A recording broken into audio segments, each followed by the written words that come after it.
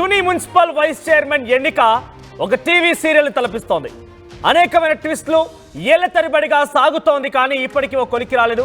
YCP మహిళా councillor ఈ municipal vice chairman ఎన్నిక పైన ఒక బిగ్ వ్యాఖ్యలు చేశారు, సంచలనమైన వ్యాఖ్యలు చేశారు. టీడీపీ నేతలు పార్టీ మారాలని తనని వేధిస్తున్నారంటూ కౌన్సిలర్ జ్యోతి చెప్పుకొచ్చారు. నన్ను భయభ్రాంతులకు గురి చేస్తున్నారు, ఒత్తిడి తెస్తున్నారని చెప్పి కూడా జ్యోతి ఆరోపించారు.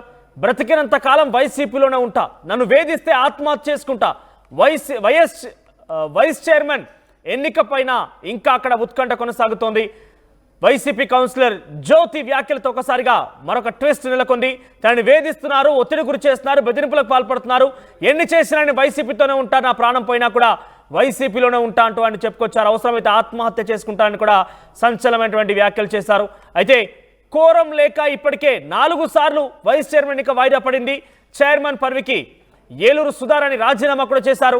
వైసీపీ నుంచి టీడీపీలోకి చేరారు 5 కౌన్సిలర్లు. అయితే వైసీపీని వీడాలని చెప్పి కౌన్సిలర్లు చెప్పిన నేపథ్యంలో సుమారుగా 5 కౌన్సిలర్లు వీడిపోయారు. వైసీపీని వీడిపోయి టీడీపీలో చేరారు.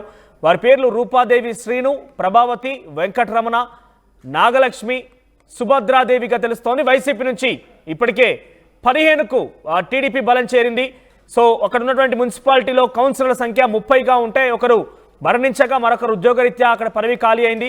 సో 28 ఉన్నాయి. 28లో కనీసం 15 స్థానాలు ఎవరికైతే బలం ఉంటుందో వారే వైస్ చైర్మన్ ఎన్నిక కాబోతోంది. ఈ నేపథ్యంలో టీడీపీ బలం 15కు చేరింది.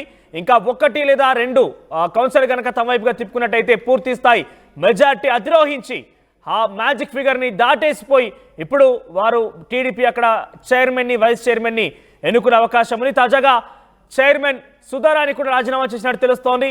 సో 5 చేరికతో 15 చేరిన టీడీపీ బలం. అయితే మరొక కౌన్సిలర్ జ్యోతి ఆరోపిస్తున్న ప్రకారంగా తనని వేధిస్తున్నారు, భయభ్రాంతులకు గురి చేస్తున్నారు, టార్చర్ చేస్తున్నారు. అవసరమైతే ఆత్మహత్య చేసుకుంటాను కానీ టీడీపీలో మాత్రం చేరను అంటూ కరాఖండి చెప్తున్నారు ఆవిడ.